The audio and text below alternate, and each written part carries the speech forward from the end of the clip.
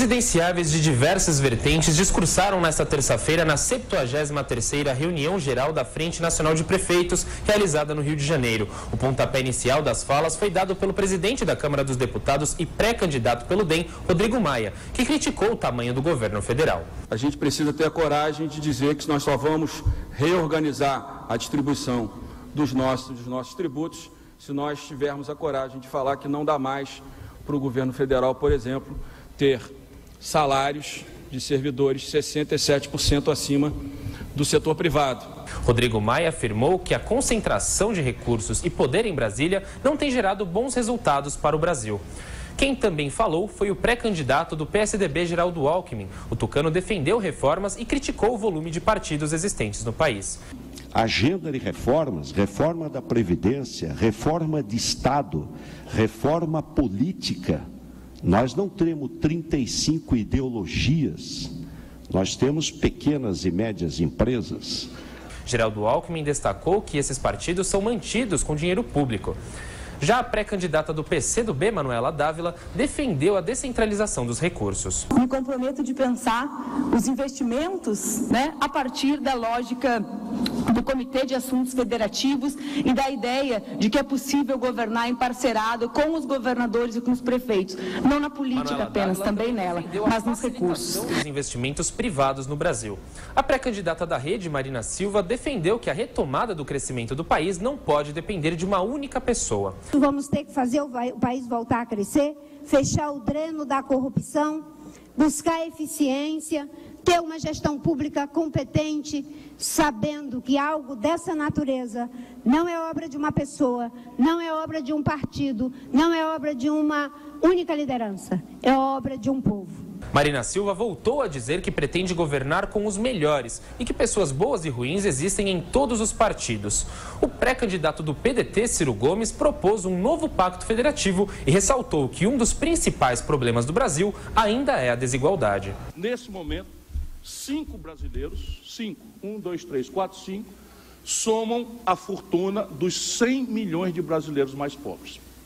E eu não falo isso para satanizar os que conseguiram êxito. Eu não tenho há muitos anos que eu não tenho viés ideológico, preconceito, moralista contra o êxito econômico, que eu considero um prêmio do bom trabalho, da boa virtude. Minha preocupação são os 100 milhões de nacionais que têm para repartir o que 5 pessoas têm no Brasil. Ciro Gomes ainda lamentou a polarização da sociedade e destacou que os brasileiros não podem ser classificados entre coxinhas e mortadelas. Quem encerrou o evento foi o ex-ministro da Fazenda, Henrique Meirelles, que deve compor a chapa do MDB ao Planalto. Ele destacou as conquistas econômicas nos períodos em que estava no governo. Dirigente de uma grande instituição global, presidente do Banco Central do governo Lula, agora ministro da Fazenda do governo Temer. E em todos os momentos onde participamos do governo, o Brasil cresceu, gerou emprego, controlou a inflação. Saímos do governo, a inflação subiu, emprego caiu, a economia caiu.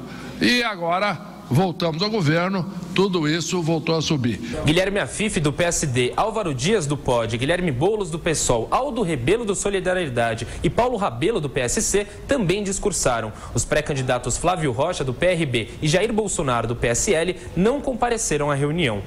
Uma carta assinada pelo ex-presidente Lula foi enviada ao evento, mas não foi lida pelos organizadores. No documento, o petista defendeu a recuperação da vigilância das fronteiras a fim de evitar que drogas e armas cheguem ao Brasil. Professor Vila, Joaquim Barbosa já desistiu. Qual desses próximos vai desistir, hein? É piada. Essas reuniões é só para aparecer na imprensa. Não serve para nada, absolutamente para nada. É piada, é perda de tempo. O prefeito devia estar trabalhando nas suas prefeituras e os candidatos pensando, porque o que eles falam são platitudes, é um conjunto de platitudes. Eles não dizem nada que se aproveita, nada, são medíocres, né? Aí o Meirelles começou a dissertar, que colaborou. Ao invés de ele falar como é possível alguém estar no governo Lula e no governo Temer, que é uma tremenda contradição, ele devia ficar quieto, caladinho. Como é que alguém pode servir a um governo do impeachment e ao governo pós-impeachment? Ele não percebe a contradição, porque ele não pensa. Não é porque alguém é bom na sua área de trabalho, banco, que entende do Brasil. Ele não entende nada da política brasileira, nada do Estado brasileiro, tal. É um desastre. Ele entende aquelas coisinhas lá de fazenda, tal. É um contador, no bom sentido da expressão, mas não mais que isso. né? Ele é para cuidar de quitanda, não para cuidar do Brasil. Agora, apareceu o Rodrigo Maia com um cabelo incrível, por sinal ele tinha acabado de acordar, né? Acho que ele tinha acabado de acordar, o cabelo tudo assim e tal. Você acha que o Bolinha é candidato a presidente? Todo mundo sabe que o Bolinha não é candidato a presidente, né? Aí o MDB vai ter candidato a presidente? Vai ter nada. É tudo palhaçada. Agora eles ficam falando uma bobagem que se repete ad eterno. Pacto federativo, refazer o pacto federativo. Me explica o que é refazer o pacto federativo. É dar mais dinheiro para município, mais dinheiro para prefeito ladrão?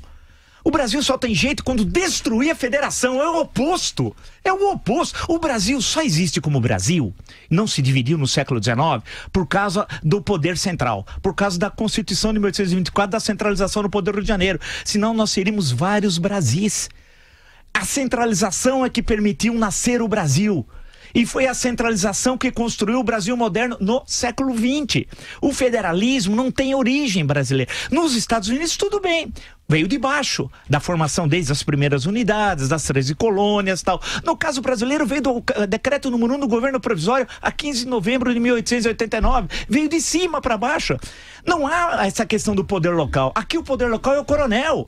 Quem diz isso? Lá nos sertões, o Euclides da Cunha já diz isso. Querem ler Oliveira Viana, o Idealismo da Constituição? Primeira edição, pega da década de 20, tá lá a crítica corretíssima que ele faz da Constituição, no caso de 1891, do poder local, porque a Constituição de 91 é aquela que foi mais aberta em termos de autonomia para os estados, que tinham exércitos próprios. Em certo momento a Força Pública de São Paulo tinha maior poder de fogo do que o exército brasileiro. Isso é possível? Claro que não.